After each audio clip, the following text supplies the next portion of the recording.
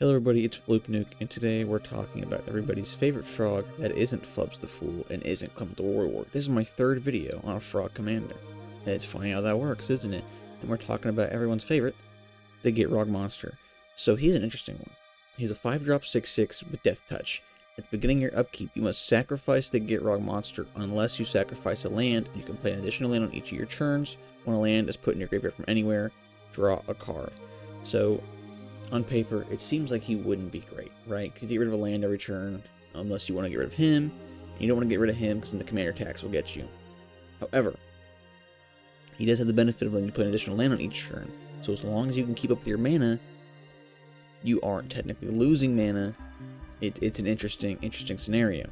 So of course we need a very beefy mana base. We're talking Barren Moor, Dakmor Salvage, Evolving Wilds, Golgari Rot Farm, Jungle Hollow, Myriad Landscape, Tainted Wood, Tranquil Thicket, Woodland Cemetery, Forest, and Swamp. 15 of each of those bad boys. And then of course we have our artifacts. These are important because since we're cycling our lands a lot, it's very important to have consistent mana. So Arcane Signet, Commander Sphere, Golgari Signet, Mind Stone, and Soul Ring are good consistent mana.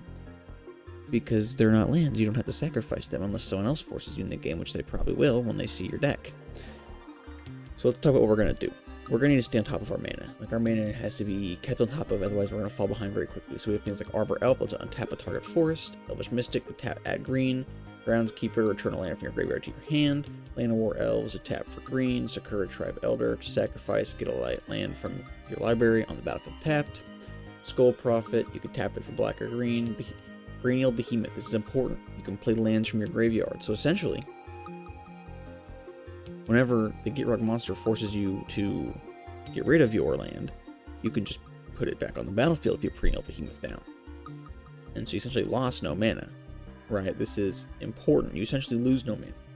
And should it ever go to the graveyard, you can pay 2 green to return to the battlefield, play that extra land that turn, and then it's gone. We also have a very similar thing with Randonap Excavator, play lands from your graveyard. It's very important to be able to pull things from our graveyard in this deck. And then, of course, we have the classics Cultivate, Explore, Fork in the Road, Rampant Growth, Sylvan Scrying. Druid class is interesting. You can play an additional land on each of your turns. And, it's really all we care about. I mean, it's good that whenever land enters, you get a life. So you're probably being a lot of life. Recycling our land is kind of a bounce land kind of deck. You go to Fertile Ground, your land is tapped for more Wild Growth, your land taps for more Satyr Wayfinder. Guess what? When it enters, you have the top 4 cards, you put a land card from among them in your hand, the rest in your graveyard. Spring Room Druid, when this creature enters, sacrifice a land. If you do, you get 2 lands on the battlefield. Kaga Shadow Archdruid. When it attacks against Death Touch, once during each of your turns, you may play a land or cast a permanent spell from among cards in your graveyard that were put there from your library this turn.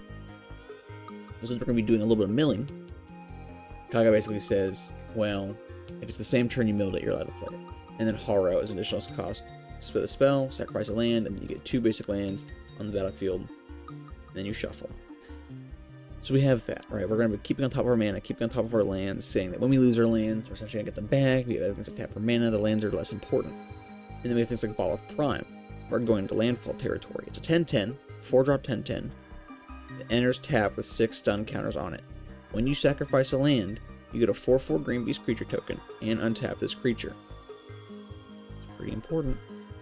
Brain Pinching Baloth, when a land enters, you get a 4/4 green beast creature token. When a land enters, when a land leaves, you get a 4/4 green beast creature token. Titiana, Protector of Argoth. You can return a target land from your graveyard to the battlefield when she enters, and when a land you control is from the graveyard into a graveyard from the battlefield, you get a token. So you're sacrificing your lands, you now get 2 tokens.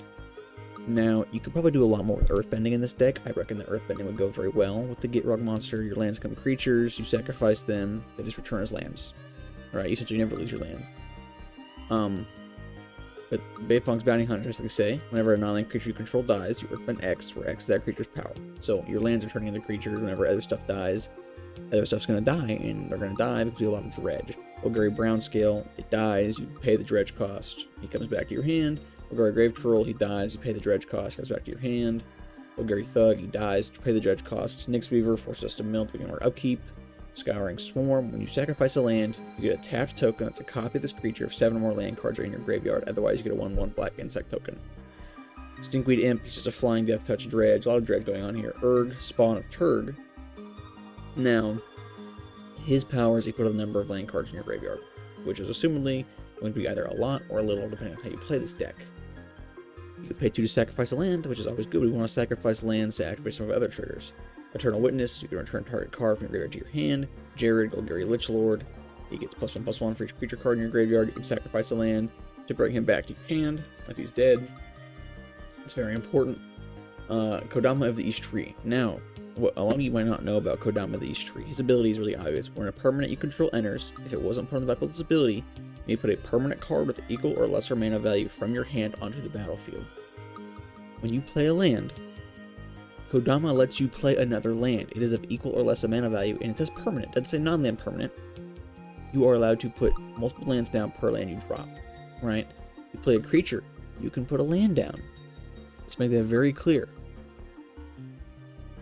Kodama lets you play so much stuff. It's very important. And then, of course, you're going to pull out the Diabolic Tutor. Worm Harvest says you get a 1/1 black and green worm creature token for each land card in your graveyard, and you can play it from your graveyard by discarding a land. It's very important. Grapple with the pass, mill 3 cards, and then you may return a creature or land card from your graveyard to your hand. Fiercely salvage, reveal top 5 cards of your library, put a creature or land card from among them in your hand, put the rest in the graveyard. Now, Gaia's Blessing is an interesting one. If Gaia's Blessing enters your graveyard from your library, you shuffle your graveyard into your library. So essentially, you're anti-mill. Gaia's Blessing goes in your graveyard, everything goes back into your library. You can't mill yourself out, no one else can mill you out unless Gaia's Blessing ends up in your hand and you play it and it goes to your graveyard. However, if you do that, you can play some of the stuff that you return stuff from your graveyard to your hand. You basically need to find a way to get Gaia's Blessing back into your library, should it ever leave it and go to your hand. Spelunking is important for one reason mainly. Lands you control enter the battlefield untapped. When earthbending lands die, they enter untapped. Whenever all your abilities that put stuff back on the battlefield tap, when you lose your lands, whenever you play lands, they enter untapped. It's very important. That goes along with Undergrowth Recon. At the beginning of your upkeep, you return a target land from your graveyard to the battlefield tapped. So, Gitrog forces you to sacrifice a land. You then hold that land from your graveyard to the battlefield. And instead of entering tapped, if you have Spelunking, you essentially don't lose a land. You get to keep the Gitrog Monster. And of course, you're playing green and blacks. We have a lot of the classic cards. Coaling Ritual, guess what? You gotta destroy something. Autumn's Veil. Spells you control can't be countered by blue or black, and creatures you control can't be the target of blue or black spells. Beast Within, destroy target permanent. Dark Ritual, add 3 to your mana pool. Doomblade, destroy target creature. Golgari Charm. Probably regenerate each creature you control if you're popping this. Infernal Grasp, destroy target creature. Crozon Grip, Split Second, destroy target artifact or enchantment. Putrefy, destroy target artifact or creature. Oblivion Crown, throw this on your commander. Start discarding cards to get +1/+1 until end of turn. Retreat to Hagra. When a land you control enters the battlefield, it's if you lose a life and you gain a life. And this one's interesting. Elixir of Immortality. You pay 1 to put it on the battlefield. You pay 2 to tap it. You gain 5 life. Elixir of Immortality and your graveyard go back into your library. It's like Gaia's Blessing. Should you lose Gaia's Blessing, then you can put it back. Using Elixir of Immortality, it's very important. That's the Gitrog deck. That's the Gitrog Monster. He's a frog. He's large. You're losing lands, and in turn, you're gaining more lands. It's certainly an interesting way to play the game. I would try it out. The link for the deck should be in the description.